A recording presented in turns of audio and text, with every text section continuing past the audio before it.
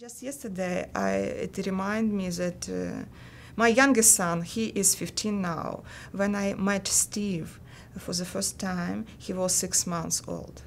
So it's a long, yes, big experience and long time of friendship. And I think it even more than friendship. It's something just we are family. Family.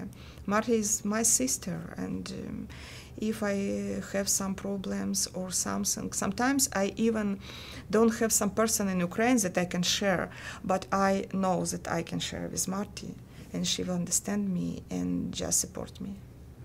I can pray every day that MDI still continue what they do now, because and I want to encourage everybody just to support MDI different way, or it will be a prayer, or it will be some just conversations, or some financial support, because it's all what MDI does in Ukraine. It's so important, you know, and we still have a lot of projects to do. We still have a lot of fields to do, to cover. And now we see already a great harvest of MDI activity for this 15 years.